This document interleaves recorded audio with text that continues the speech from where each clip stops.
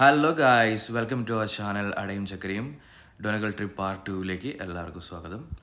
Part 1 എന്നുള്ള നടത്തം part 2ലും നടന്നുകൊണ്ടിരിക്കുകയാണ് സ്ലീവ് ലീഗിലേക്ക്.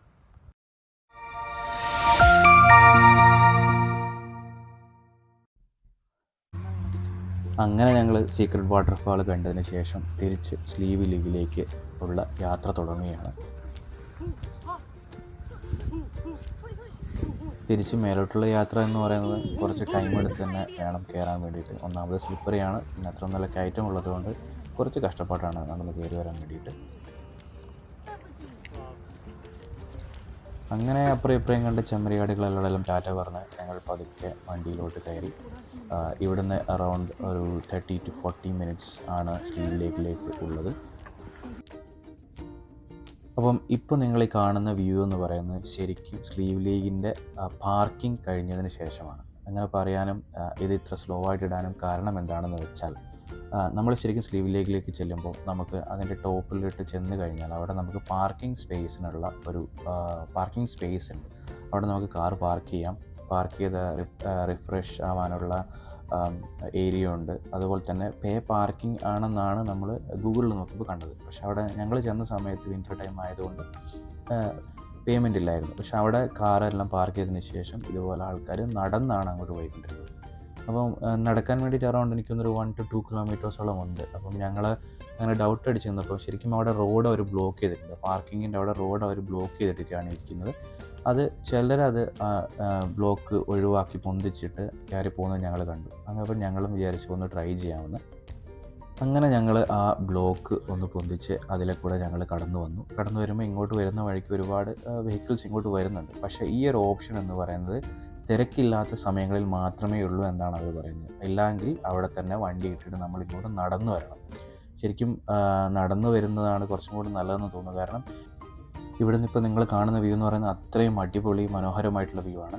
ഈ ഇപ്പോൾ കാണുന്ന പോലെ തന്നെ ലെഫ്റ്റ് സൈഡിൽ നമ്മൾ റോഡിൻ്റെ അറ്റത്ത് കൂടിയാണ് പോകുന്നത്. അവിടെ നിന്ന് നേരെ ജസ്റ്റ് ഒന്ന് സ്ലിപ്പായി കഴിഞ്ഞാൽ നമ്മൾ താഴോട്ടാണ് വീഴുക. ഒരുപാട് സ്ഥലങ്ങളിൽ അങ്ങനെയാണുള്ളത്. നേരെ താഴോട്ട്, പിന്നെ അവിടെ നിന്ന് അങ്ങോട്ട് കടലാണ്. ഈ ഒരു ഡ്രൈവിൻ്റെ എഫക്റ്റ് അല്ലെങ്കിൽ എന്താ പറയുക, ഇവിടുന്ന് ആൾക്കാർ നടന്നു പോകുന്ന ആ ഒരു ഫീല് കിട്ടാൻ വേണ്ടിയിട്ടാണ് ഞാൻ ഈ വീഡിയോ ഇത്ര സ്ലോ ആയിട്ട് വിട്ടിരിക്കുന്നത്. ശരിക്കും പറഞ്ഞു കഴിഞ്ഞാൽ ഈ ഒരു ഇത്രയും ഒരു ഡ്രൈവ് എന്ന് പറയുന്നത് വളരെ മനോഹരമായിട്ടൊരു എക്സ്പീരിയൻസ് ആണ്. വിൻ്റർ ടൈമിലായതുകൊണ്ട് കുറച്ച് നല്ല തണുപ്പും ഒക്കെയാണ്, അടിപൊളിയാണ്. നിങ്ങൾക്ക് താഴെ കാണുന്നത് പോലെ പല സൈഡിലും ഈ ലെഫ്റ്റ് സൈഡിൽ ഏരിയ ഇല്ല. അതായത് റോഡ് അറ്റത്ത് കൂടിയാണ്. ബാക്കി അങ്ങോട്ട് താഴോട്ട് ഭയങ്കര താഴ്ചയിൽ നേരെ താഴോട്ട് കിടക്കുകയാണ്. അവിടെ നിന്ന് അങ്ങോട്ട് കടൽ തുടങ്ങുകയാണ്.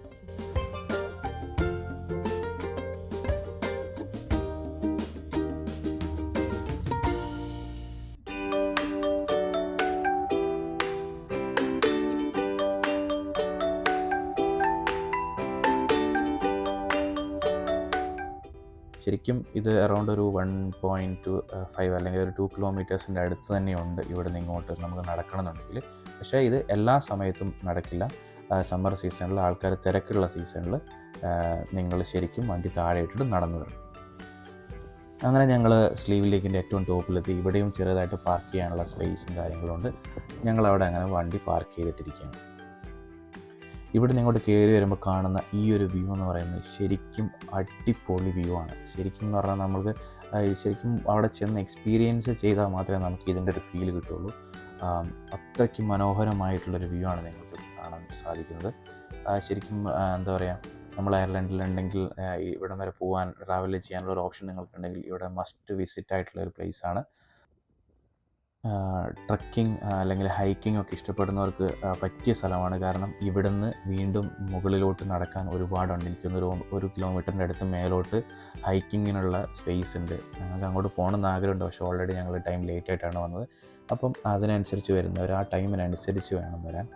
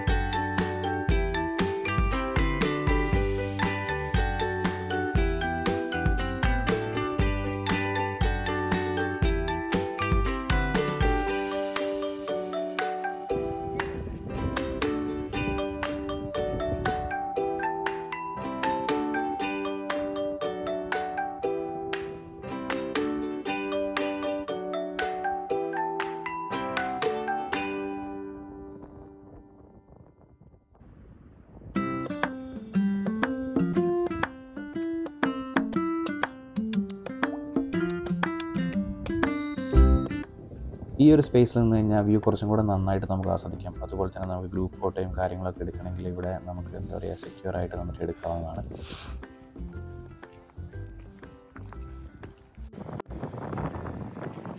ഇവിടുന്ന് മുകളിലോട്ട് ഇനിയും നമുക്ക് ഒരുപാട് പോകാനുണ്ട്. ഏകദേശം 1 കിലോമീറ്ററിൻ്റെ മേലെ തന്നെ മേലോട്ട് നമുക്ക് നടക്കാനുണ്ട്.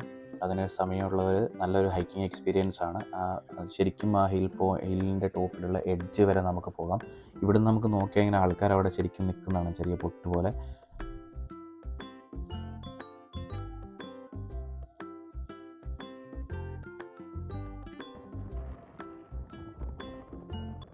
ഞങ്ങൾ പോയത് വിൻ്റർ സമയത്തായതുകൊണ്ട് തന്നെ നല്ല തണുപ്പായിരുന്നു. ഞങ്ങൾ വിചാരിച്ചതുപോലെയല്ല, നല്ല അടിപൊളി തണുപ്പായിരുന്നു.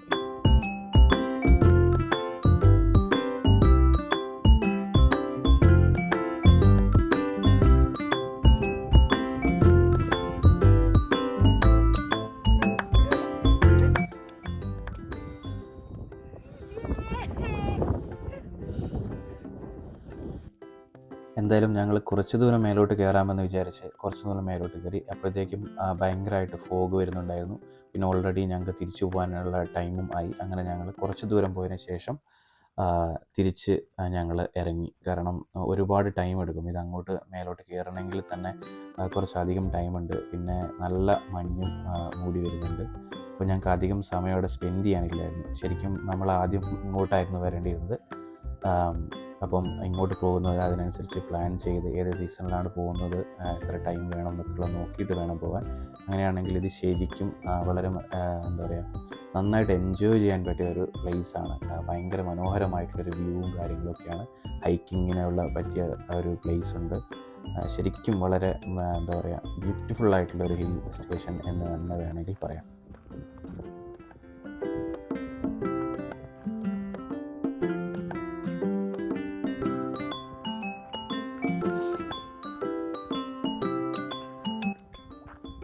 അങ്ങനെ ഞങ്ങൾ ഒരുപാട് സമയം അവിടെ സ്പെൻഡ് ചെയ്യാൻ ഞങ്ങൾക്ക് സാധിച്ചില്ല. സമയം ഇരുട്ടി തുടങ്ങി. അപ്പോൾ ഞങ്ങൾക്ക് തിരിച്ച് ഒരു 4 മണിക്കൂറോളം ട്രാവൽ ചെയ്യാനുണ്ട്. അപ്പോൾ ഞങ്ങൾ സ്ലീവ് ലേക്കിൻ്റെ കണ്ടതിൻ്റെ മനസ്സംതൃപ്തിയിൽ ഞങ്ങൾ തിരിച്ചിറങ്ങുകയാണ്.